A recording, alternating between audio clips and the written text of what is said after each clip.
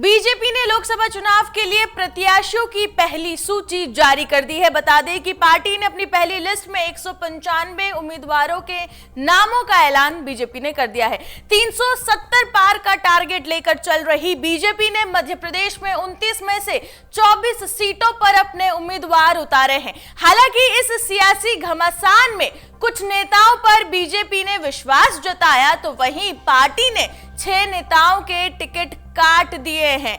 BJP की पहली list की अगर हम बात करें तो इस पहली लिस्ट में कई चौंकाने वाले नाम शामिल हैं। पार्टी ने विधानसभा चुनाव में हार झेलने वाले प्रत्याशियों पर भी भरोसा जताया है। वहीं कई ऐसे सांसद भी हैं जिनके टिकट काट दिए गए हैं। इनमें से अगर हम बात करें तो भोपाल सांसद प्रज्ञा ठाकुर, गुना सांसद केपी यादव, विदिशा सांसद रमाकांत भार्गव, ग्वालियर के सांसद विवेक, सागर सांसद राज बहादुर सिंह और रतलाम के जीएस डामोर के नाम शामिल है।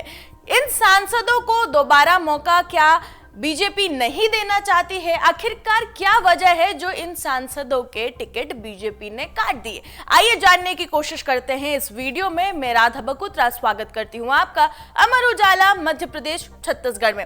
सबसे पहले बात करते हैं प्रज्ञा ठाकुर के बारे में। आखिरकार उनका टिकट क्यों कटा? मीडिया रिपोर्ट्स के मुताबिक अपने विवादित बयानों की वजह से सुर्खियों में रहने वाली भोपाल सांसद प्रज्ञा ठाकुर का टिकट कट गया है। इसके पीछे की सबसे बड़ी वजह जो है वो साल 2019 के चुनावों के दौरान हुए विवाद को माना जा रहा है। बता दें कि 2019 के लोकसभा चुनाव के दौरान प्रज्ञा ठाकुर ने राष्ट्रपिता महात्मा गांधी पर विवादित बयान दिया था, जिस पर पीएम नरेंद्र मोदी भी नाराज हुए थे। इस विवाद के बाद जो है पार्टी ने प्रज्ञा ठाकुर से दूरी बना ली और इस बार के चुनाव में पार्टी ने भोपाल के पूर्व महापौर आलोक शर्मा को टिकट दिया है। अब आगे बात करते हैं हम गुना के बारे में। गुना से केपी यादव के टिकट कटने के बारे में जानते हैं। केपी यादव का टिकट काटकर ज्योतिरादित्य सिंधिया को ग्वालियर शिवपुरी के मैदान में जो है बीजेपी ने उतार दिया है। यह फैसला बीजेपी ने ले लिया है। आपको बता दें कि गुना शिवपुरी लोकसभा क्षेत्र सिंधिया परिवार का गढ़ माना जाता है। पिता माधवराव सिंधिया के निधन के बाद ज्योतिरादित्य सिंधिया इस सीट से लगातार 4 बार सांसद बने हैं। इस सीट से सिंधिया की दादी राजमाता विजया राजे सिंधिया भी सांसद रह चुकी है। सांसद केपी यादव के काम से कई बार पार्टी असहज हो चुकी है। वहीं अगर हम बात करें तो उनके सिंधिया समर्थकों से नहीं बन रही, ऐसा भी कई मीडिया रिपोर्ट्स में दावा किया जा रहा है। खुलकर कई बार जो है विवाद भी सामने आए हैं। हाल ही में जिस पासपोर्ट केंद्र का गुना में केंद्रीय मंत्री ज्योतिरादित्य सिंधिया ने उद्घाटन किया था, उस पर बिना किसी कार्यक्रम के केपी यादव ने जाकर उद्घाटन कर दिया। इसके बाद सिंधिया खेमे की नाराजगी और भी ज्यादा बढ़ गई। पार्टी ने केपी यादव से भी दूरी बना ली। अब बात करते हैं एमपी के मामा यानी कि पूर्व सीएम शिवराज सिंह चौहान के बारे में। विदिशा सीट काफी महत्वपूर्ण सीट है। इस सीट को शिवराज सिंह चौहान की परंपरागत सीट कहना गलत नहीं होगा। वहीं इस सीट से 5 बार सांसद रह चुके हैं शिवराज सिंह चौहान, जबकि इस सीट के लिए दूसरे उम्मीदवार रमाकांत भार्गव थे। हालांकि वो शिवराज सिंह चौहान के काफी करीबी माने जाते हैं। ऐसे में जब इस सीट की जिम्मेदारी पार्टी ने शिवराज सिंह चौहान को सौंपी है तो रमाकांत का टिकट कटना जो है वो स्वाभाविक था। अब बात करेंगे ग्वालियर के बारे में, क्योंकि ये भी एक महत्वपूर्ण सीट है। ग्वालियर की अगर हम चर्चा करें तो हारे हुए प्रत्याशी पर इस बार बीजेपी ने दांव लगाया है। बीजेपी प्रत्याशी की सूची में सबसे चौंकाने वाला नाम जो था वो भारत सिंह कुशवाहा का था।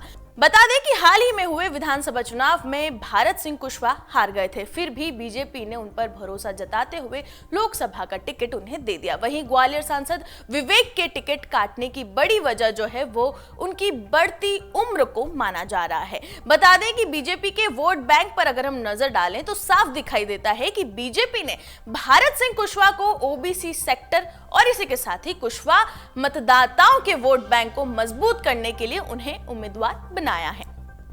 आइए अब बात कर लेते हैं सागर और रतलाम के बारे में। सागर से सांसद राज बहादुर सिंह को पार्टी ने इस बार मौका नहीं दिया। राज बहादुर सिंह को लेकर स्थानीय नेताओं का फीडबैक ठीक नहीं था, ये मीडिया रिपोर्ट्स में दावा किया जा रहा है। यहां से पार्टी ने महिला आयोग की पूर्व अध्यक्ष लता वानखेड़े को प्रत्याशी अपना बनाया है।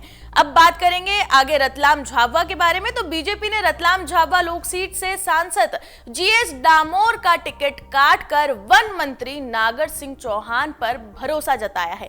बता दें कि विधानसभा चुनाव में रतलाम में कांग्रेस की सक्रियता बढ़ने के बाद से बीजेपी उनके जीतने को लेकर संशय पर थी, जिसके चलते उनका टिकट काटकर नागर सिंह चौहान को प्रत्याशी बनाया गया है।